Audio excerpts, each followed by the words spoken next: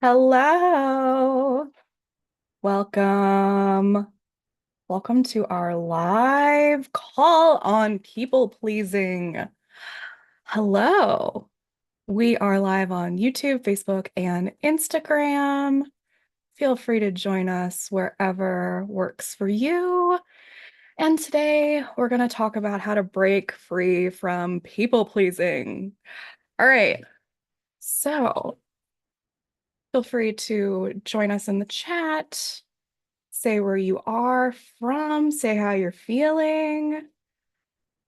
And remember, you can always hop over to the other platforms if you need to. Okay, so yes. Oh my goodness. We say this all the time. We say it all the time to everybody but ourselves. Even when you don't mean it, especially when you don't mean it, when you're not ready. So we're gonna just like get rid of saying yes to stuff that doesn't feel good. And we're going to get comfortable with saying no. So, me saying yes to everything, that was me for a really long time. Always just being willing to do anything and everything. And I think that it's still an impulse that a lot of people, even when you kind of outgrow people pleasing, it's still in you. Let me know if anyone here is someone who identifies as a people pleaser. Is that something that you have done in the past, something that you're outgrowing, something that you feel like used to be part of you? So that was me before. Always nodding, always saying yes, always volunteering, always overgiving, overstretching while my needs sat on the back burner, growing colder by the minute on the back burner. And we can just take a breath and remind ourselves today that we are allowed to take up space, that we are allowed to want things, that we are allowed to say no. When you're focused on pleasing other people, you lose yourself. You lose yourself one, sure, I can, no problem, at a time. You start to disappear under 1,000 micro agreements that you never really meant. And happiness becomes a luxury. It's something that you do later. It's something that you'll earn once everybody else is happy. But joy and happiness and fun aren't rewards. These are survival techniques. It's fuel. And your people pleasing cuts off the supply to that fuel. So we want to reframe this as instead of everything that I say yes to is me being generous, it's actually a way of being afraid and acting out of fear. It's afraid of being disliked, of being misunderstood, of being abandoned, that this is the only kind of worth that you'll ever have is taking care of other people and tending to their needs. But I want to tell you that you can't be loved for who you are if you are never showing who you are. And I don't think that any of us, if we're in a space of people pleasing, want to be doing the things that we're doing, which means that you're not actually showing who you are. So I had not really like one breaking point. I think with most people, the reality is that there isn't one grand story of any sort of transformation or transition. It's really just that things add up over time, and then you kind of get broken with yourself. You get a little disgusted with yourself. And you also, in this particular case, get exhausted. So it's not just like a dramatic movie scene where, I don't know, like I'll just be like on the couch and looking at my phone and looking at my calendar and looking at all the things that I had to say yes to. And then I knew that that wasn't stuff that I wanted to do. And I realized that I had made myself invisible. And I was being invisible in the name of approval, in the name of not being a burden, in the name of taking care of other people, in the name of being liked, in the name of experiencing external validation. And basically, what I did and continue to do whenever this need comes up, this feeling that is a need is kind of masquerading as a need, I guess, is to write a permission slip. And it's very hokey, but it's also can just be words and a thought and a change. Like, I don't have to be agreeable to be worthy. I don't have to put everybody's needs instead of my own first. I don't have to do these things. So you can literally like just toss up, you could write it down, toss it, tear it up, burn it, throw it in the trash can, in a rainbow trash can. And yeah, I think just acknowledging that I think if you know that you're a people pleaser, you know what the feeling is of being done, but that doesn't mean that we do anything about it. So, writing yourself a permission slip, speaking it into reality is the beginning. But let's dig deep into the roots of people pleasing. Marion Milner once said, "It is easy for it is easy to blind one's eye to what one really feels like, what one really likes, to drift into accepting wants ready-made from other people." So people pleasing is not just saying yes when you mean no. It's also inheriting your desires from other people and then calling it your life. It's like a soul level amnesia. So, one of the reasons that I explain over and over again that your desires, your joy, your fun aren't frivolous, they're fuel, is because if you adopt the lifestyle, the beliefs, the advice, the systems that other people impress upon you, influence you to do, guilt you into doing, you're not going to be happy because you're not living your life, you're living someone else's. So, neuroscience tells us that the brain associates rejection with physical pain. In fact, the brain scans that we have now can show us that social rejection lights up the same area as a broken bone. So, obviously, we're going to try to avoid rejection. As part of the parts of animals that we want to be in the herd. We want to be accepted. That is a physiological point that we really have just kind of ingrained in us. And there's no wonder we're trying to avoid the pain if it's also compounded by physical pain, you know? We are wired for connection, but it can't come at the cost of ourselves. You have to be loyal to yourself first. And that's where people get really messed up. You can have this feeling of like loyalty and I love you and I'm loyal to the end and I'll do anything that you want, except you have to put yourself first. Helping other people comes once you're okay. Feeling good to do good. People pleasing is also a part of the fawn trauma response. So, you know how we have like fight or flight, right? There's also freeze and there's also fawn. So, sorry. Fawning is telling you, if I can just make them happy, I'll be safe, maybe, right? So for many of us, this has been a survival technique to people please, to make sure that everybody else is okay. It's also a place where we kind of like developed a sense of worth from younger as like a good girl complex and or a caregiver complex being put into more adult situations when you were when you were a child.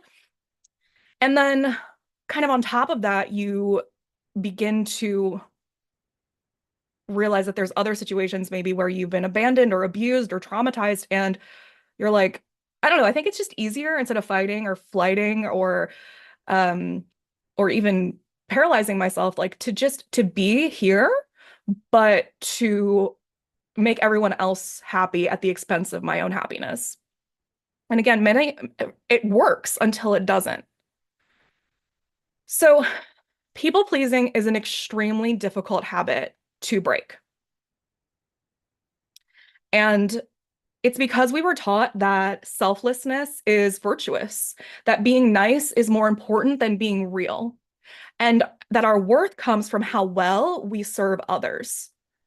So, again, if you were raised by caregivers who were emotionally unavailable or chaotic or addictive or demanding, your sense of safety most likely came from being liked or keeping the peace or even taking care of them. And it's going to feel really terrifying to disappoint someone if that is cooked in to who you are, if that's cooked into your safety, if that's cooked into like, this is who I am, right? And it's going to feel really unnatural to say, actually, I don't want that. Thank you so much. But I promise you that you are not here to be palatable and you are here to be powerful. Not palatable, powerful. Sherry said, it's when you are most easily torn down because your structure is built on their pleasure. Yeah, yeah, exactly. Another beautiful way to say that. Sherry is the poet. Okay, so let's take ourselves from these like three kind of steps to let you get on an exit ramp from this loop. And everything is a spectrum and nothing is linear, right? So even if you move past this like identity of people pleasing, which I definitely recommend to stop calling yourself a people pleaser, that's like one of the first things, you can still like fall back in to that state and be really drawn to want to make other people feel good at the expense of your own feeling good, right?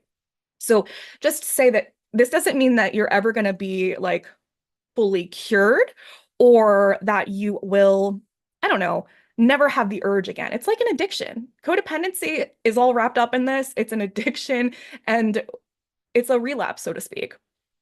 Okay, but like I said, we're going to get you on an exit ramp to get off of this loop that you've been on in terms of people pleasing. So, again, like I teach with everything, you don't have to bulldoze your life. You don't have to overhaul it in one night. You can tiptoe out with grace. Okay, so step one is awareness. It is with everything, I promise you. The more aware that you are, the better you will be. So, we want to start by beginning to notice your patterns. When do you say yes and regret it later?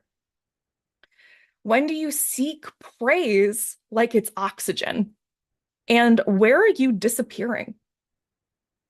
So we can take all of three of those questions and go a little bit deeper. Where do you say yes and regret it? Maybe that's taking on too many things so that you don't have time to do the things that you want. When you seek praise like oxygen, it might not even be that you're doing it in a conscious way. Most likely you're not even. And the praise is wrapped up in external validation and this feeling of potentially being accepted, even though it's not real acceptance. Usually, the ways that we're seeking validation is through likes on Instagram or someone telling you that you're good or not telling you that you're bad. I just think of the It's Always Sunny episode where Dee is like in the in the psychiatrist office. She's like, I'm good. Tell me I'm good. Tell me I'm good. Tell me I'm good. Tell me I'm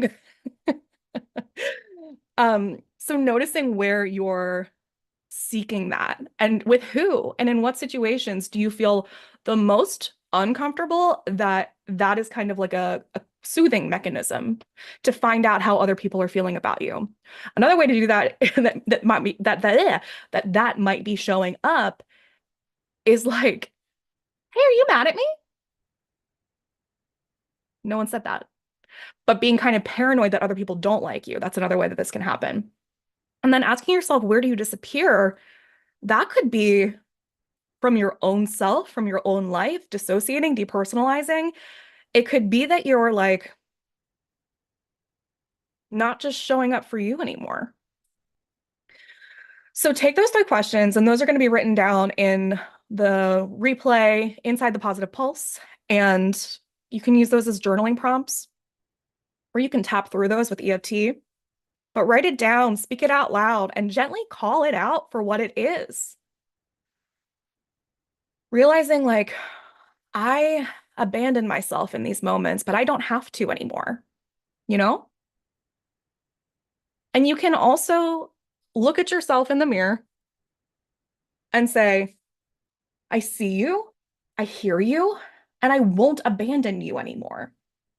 You know, a lot of times, this fear of abandonment that comes, it kind of transmutes and amplifies into it being a way that we're not only abandoning ourselves, but we're also scared that we're going to abandon ourselves too. It's like this simultaneous duality that doesn't make any sense, you know? So if you have abandonment issues, I want you to ask yourself if you're abandoning yourself. So then the next step with awareness, after awareness is like noticing that it's happening, admitting that it's happening, and then kind of seeing anything deeper that you can notice. And that part sucks. It all sucks. I'm not saying it's easy. It's simple, but it's not easy. The next step is kindness to yourself, self-compassion, self-kindness. So, not shaming yourself, letting you believe, understand, and internalize that these patterns and behaviors were protective. It was adaptive. It was smart. It was genius. And now it has outlived its purpose. So you can thank it, you can release it, and we can replace it. And a big way to start doing that is to stop calling yourself a people pleaser, to not say it, to come up with a new phrase of, I'm fulfilling my needs. I will not abandon myself. I will not forsake myself. I am here for me. I am loyal to me first. And then the third thing is boundaries. I gotten all the way in 20 minutes without saying the word boundaries, but it's impossible to talk about people pleasing without talking about boundaries. So coming up with things that you can say and have in your arsenal is really helpful. Things like, can I get back to you on that? Or letting someone be disappointed and understanding that they will survive it, and not wrapping your worth and validation up in them getting a yes from you. Just because you say no does that mean that you are a bad person? Does that mean that you're no longer loyal to them? Does that mean that you aren't a good friend, aren't a good fill in the blank? That's not true. It's not true. You have been disappointed so many times and you've survived it. But also we kind of magnify the way that we think that we're going to disappoint other people through people pleasing. We kind of create this falsehood in our mind of why that would be happening. Why or how much, I guess, people are going to hate us because we don't participate fully or show up to something.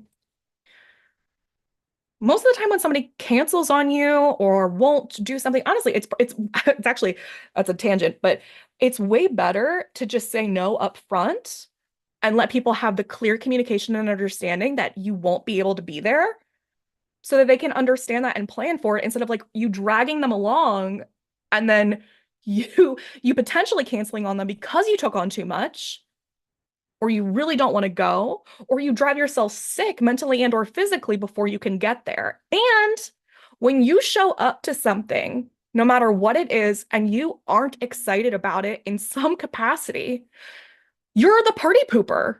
You are. You are sucking energy out of that situation that could have been better supported by somebody else. Your excitement is a part of you showing up. And if you are dreading or resentful to this thing, then you are going to suck its life out. And when you rather it succeed and you go succeed at something else, practice the phrase. I got this from Pete Holmes, who got it from somebody else, but it's, you know what? I think I'm going to disappoint you. And it's kind of in response to like someone asking you to do something and you realizing that you don't have the capacity for it, you don't have the skills for it, and you're not going to try to like imagine that, when people have like a resume and they're like, yeah, I have all these skills listed on my resume, none of them are true, and I just want to, I'll figure it out later once I get there. We need to stop doing that with interactions. We need to just say like, this is what I'm doing. This is what I'm capable of. This is my accurate resume. And I am going to be able to do these things. And even then, just because you ask me to do one of those things doesn't mean that I have to say yes to it, right? So if someone pushes you and says, could you really do that? Say, I think I'm going to disappoint you. And I don't want to do that. I'd much rather us both have a clear plan and communication and understanding about what is actually happening. I think about it like an event, if I'm, especially like a small event, if I am expecting 10 people and they all said yes because they thought that was better than disappointing me, I'll tell you what's much more disappointing is when you show up and you are like you're not enjoying it because you don't want to be here. And what else is more disappointing is when you cancel right before because you realize you really couldn't do it.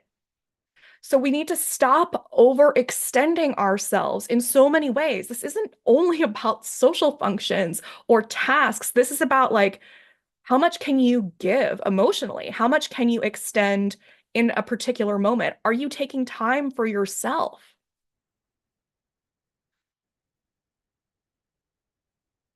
Yeah, Sherry just said, I was thankful last week when you understood we overextended and canceled. Yeah, and you should be able to explain that. And sometimes stuff does happen, right? It's there's life happens all the time. That's not the point. You are going to have situations where you RSVP for something and you can't show up because life happened, right? And it doesn't have to be the norm, right? We can be people who say yes to the things that we truly want to do, and then when life happens, and you cancel, that's the abnormality. That's like, oh, well, they must actually have something really going on, and I hope they're okay, right? But like if your friend is chronically late to something, right? Then when they don't show up at all, it's not that big of a surprise. Oh, do you need to be on the live call? Okay, come here. Come on. Come here. Mitzi needs to be on a computer. Oh, hi. Yeah. Are you a people pleaser? You're not. When people come in that you don't want to see, you run upstairs. And nobody's upset about that. Well, they're upset about it. They wish they could see her. Because why wouldn't you? But she's doing what's best for her.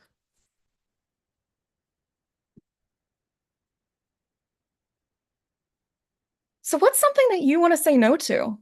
Where are you overextending yourself? Where do you wish you could say no right now? Where do you feel like you had the power to say no? And understand that this isn't us saying say no to everything, say no to life. That is the antithesis of who I am and what I believe in and what I teach. Saying no to something means you get to say yes to something else. Saying no to the things that you don't like makes room to make a space for the things that you do like that you're probably neglecting because you're saying yes to other things. So let us know in the chat, whether you're here now or watching the replay, what's something you wish you could say no to right now? Or in general, or that you've just been extending yourself too far. So yeah, the first step that we had right there was the awareness and then the self-kindness and then the boundaries. And if you need ideas for how to say no, in the Positive Pulse, there's 25 ways to say no that don't actually use the word no in them. They're alternative ideas of how to help yourself through situations with creating boundaries, especially if you're new to it. Now, you do not have to go cold turkey on people pleasing. I told you that this is a spectrum and that a lot of the times, especially with this, we feel like, mm, there's something in us that because it's about helping other people, we're like, well, this isn't nearly as bad. This is not nearly as bad as anything else I could be doing. Out of all the things that I have that I could do, this isn't bad. I'm not addicted to this drug, or I don't know, like I'm not in a toxic relationship or whatever it is that you can compare it to and say, I'm not doing this. At least it's just people pleasing.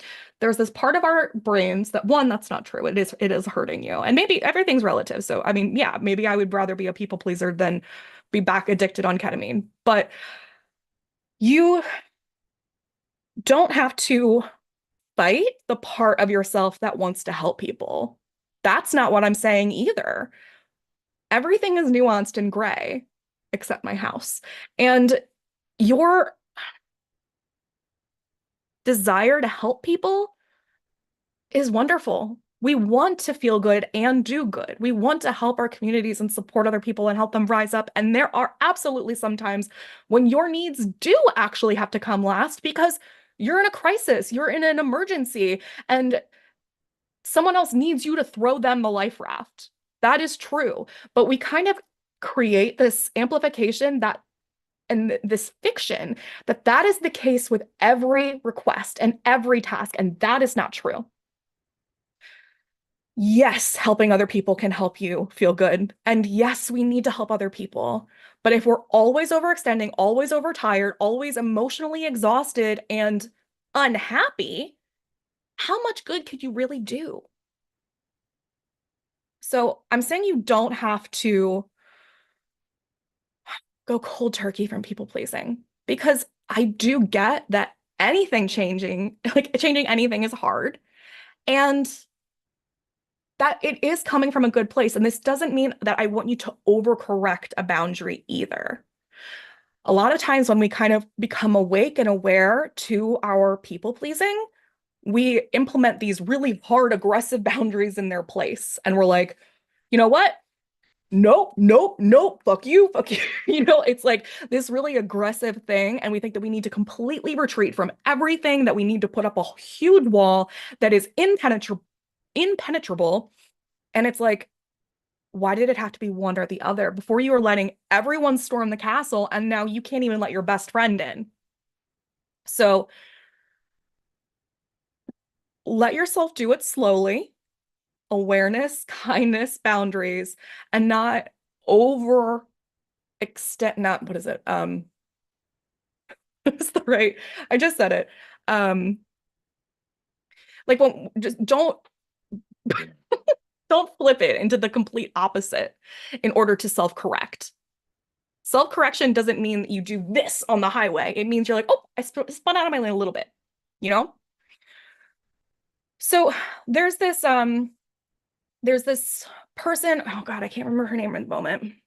She wrote the book on sober curiosity, and it's about the term is coined for alcohol and becoming curious about sobriety and not creating a hard limit that you can't ever have alcohol anymore. It's about like, I'm curious about this. What would it look like to drink less? What would it look like to not drink at this function that I usually do or every night before I go to bed? Sober curiosity is actually the thing that helped me not be on drugs anymore because I kept trying to have these hard limitations of you can't do this anymore. And there's a little bit of a rebellious streak in me, a little bit. That even when it's my own request or desire, that if there's a hard limit placed, I rebel against it, even if it's for my own good. So the idea of not needing to be a sober person was something that really, really helped me because I wasn't failing and I was still allowed to explore what it looked like to do less. So this sober curiosity framework applies to any habit that is numbing your authenticity, numbing your weirdness, numbing your values, numbing your desires out. So I'd love for you to ask yourself if you're in this place of, why am I doing this? Like, what is the feeling I'm trying to avoid here? When you get in a state of almost codependency with people pleasing and seeking out validation and praise and tell me I'm good, tell me I'm good, tell me I'm good. What is it that if you weren't told that, if you didn't get that many likes, if no one, if someone did reject you in the way that you were fearing, let yourself go down that worst case scenario and in a safe space, because you know it's not really happening, it's kind of like a fiction, and find out like what would happen if I got to the bottom of that? What's the feeling I'm trying to avoid? What in me am I scared to be alone with? So ask yourself what would happen if you didn't please them or you didn't receive praise or you started saying no to people. What would happen? And then think about not just what would happen physically, but in your body, in yourself. Those kinds of questions are emotional sobriety. It's choosing clarity over compulsion. It's choosing you again and again and again. And you know what? The better you feel about yourself, the easier it is to say no. That's the interesting part of this entire relationship with boundaries and people pleasing, that you are when you start saying no to things that you don't like, you will start making space for things that you do like. And that gives you the opportunity, the time, the space to develop confidence and trust within yourself because you are choosing one, you're choosing discomfort with saying no, and you're probably experiencing discomfort with growing as it relates to the new things that you're trying. The best way to build confidence is to experience something uncomfortable and come out the other side and be like, I did that. I can do that again. Look how strong I am. I did not die. So, studies show that people with higher self-esteem are significantly less likely to seek approval through overgiving. And that is because your dopamine center is already activated by your own goals and your own purposes and values. You have your own life going on.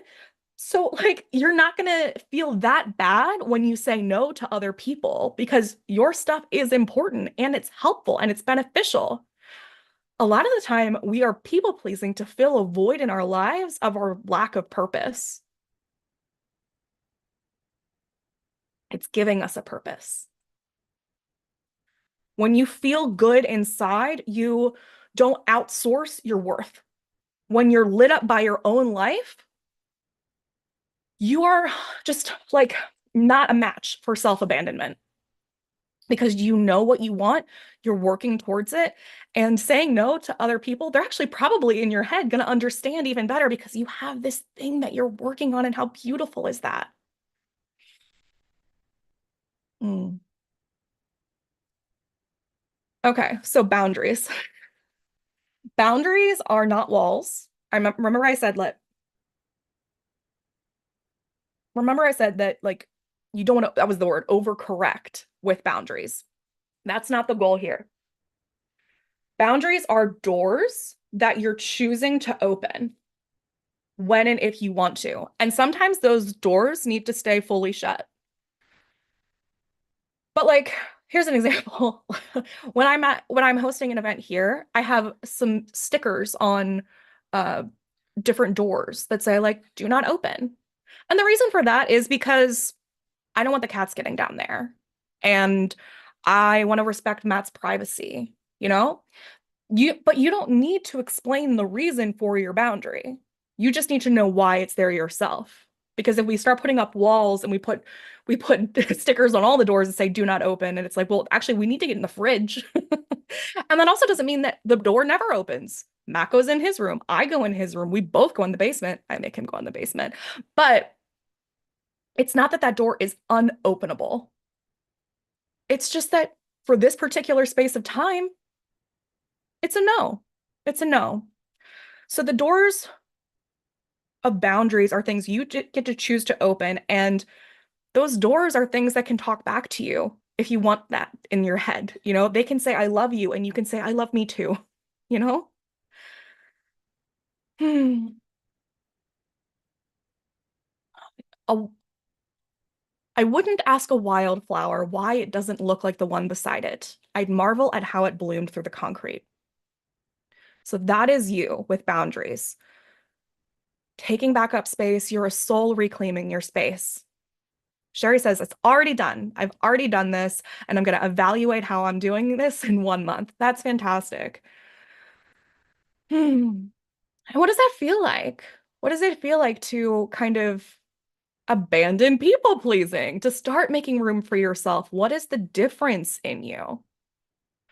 I was talking to a friend the other day on the phone, and she had felt really rejected by a very large community and has kind of been slowly merging back into a specific scene over time. And we were talking about these fears of rejection and this feeling of emergence back, and how she was so terrified that everybody was going to hate her. And it turns out that everyone's just like, oh, where were you?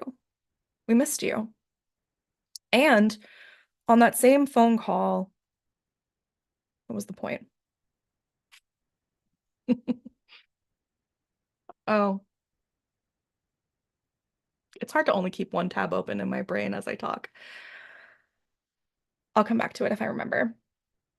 Okay, so we're talking about boundaries, and boundaries give you more energy, they give you more space, they give you better relationships, they give you time for your actual dreams and freedom to feel like yourself again. And we just have to start where we are. Again, you don't have to go cold turkey on this. It's one thing at a time. What works for you? Saying no to things that drain you, events, people, tasks, asking friends to not bring up a specific topic, you know? That's okay. Setting time limits on apps. That's a boundary you can make for yourself that's going to fuel your fun and give you more time to work on your own passions. And then also choosing this one's nuanced, but choosing silence over saying I'm fine. We use I'm fine way too much. Remove it from your vocabulary.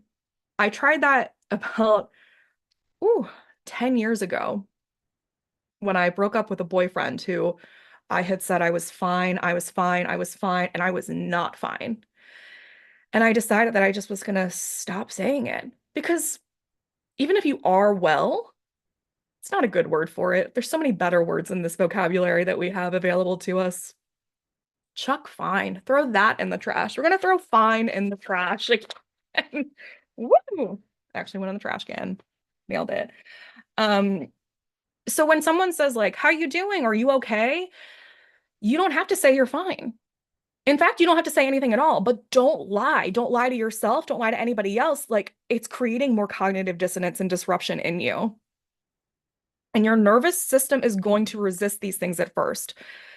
Not having the like comfort blanket of I'm fine, not wanting to spend these times on the apps, like or wanting to spend times on apps, asking people for specific things, or hey, it would be really important to me if you could do this. Can you please do this? It's also asking for help, right? Asking for help is the complete opposite of people pleasing. Not saying like, hey, can you help me with this? I actually need help with this. That's a task. That's a challenge that you can implement in your homework, your happy homework. I was saying that, doing these things is gonna make you anxious at first. It's gonna be uncomfortable. Your nervous system is gonna be like, actually, we were doing this whole safe thing, and this doesn't feel safe because it's new. And you're right. It is new, it is uncomfortable, and it is important and powerful. So continue to work through the discomfort. And if you need tools on how to physically and mentally ground yourself and decrease your stress and anxiety, decrease your cortisol levels, and activate your parasympathetic nervous system, check out the Anxious to Awesome seminar inside of the Positive Pulse. It's free, and everybody went at least 3 points down the scale of anxiety on a 1 to 10 scale during all those exercises. It's just worth it. You're going to thank you later. Oh, I remember what I was talking about with my friend on the phone. She had kind of isolated herself and created this overcorrection of a boundary. And for many years, she was in this space of learning different things about herself and trying new things, but they weren't really in line with her main purpose here in this world on this earth. And now she's kind of shifted how she's showing up for that. But the fact that she has that active in her life now, she told me, I can't believe how fulfilled I feel, how happy I feel, how much more relaxed I feel. And then she said, it's almost like having a passion or a purpose changes everything. I don't want to admit it, but it's true. And I was like, can I get that in writing? It's very true. And we actually have a lot of resources on passion and purpose and creativity and making time for creativity in all of my programs. It's really important. In the Merriment making method, we have embody joy, create joy, and spread joy. So create joy is actually the umbrella that passion and purpose fall under. Okay. So if this resonated with you, that means you're probably so ready to stop living from old scripts, or you've already done it. And yay! Yay to both. Yay to the messy middles. Yay to the accomplishments. And yay to acknowledging when you've slid and want to go back. Don't create shame for sliding. That's okay. It's more important that you get back on the train. So, yeah, we're going to stop living from these old scripts, right? We're going to stop calling ourselves people pleasers. We're going to start making time for ourselves. And like I just said, I have all these resources. I have the Feel Good Troop where you can build joyful habits, find your voice, and stop apologizing for taking up space. There's actually a whole masterclass on how to take up space. And the Merriment Makers, you can get there's a whole module on passion and purpose. More than 30 different resources just in that module on how to rediscover your passions, use your voice to spread joy, and on your terms. And right now inside the Positive Pulse, there are exclusive featured bundles only available for a limited time. We're already halfway through April. They're not going to be here that long, and you're not going to find them anywhere else. You literally can't get these discounts unless you're inside of the little app desktop thing for the Positive Pulse. That's so new and so wonderful. So if you're interested in getting a discount on that, check out the featured bundles. There's a reset bundle, there's a in your inbox bundle, and there's a what is the other one? I don't remember. There's 3 different offerings of kind of batching different things together that give you discounts. It's pretty cool. But they're priced to help you take the next step and do it guilt-free. Oh, so just imagine you're putting on a crown and you're like, let's just say this together. I was never too much. I was never broken. I was just buried. And let's keep going. I release the belief that I must be pleasing to be loved. You can even tap a little bit if you want. Oh, yeah, actually, let's tap on this point under the collarbone and say it together. I was never too much. I was never broken. I was just buried. I release the belief that I am needing to be pleasing to be loved.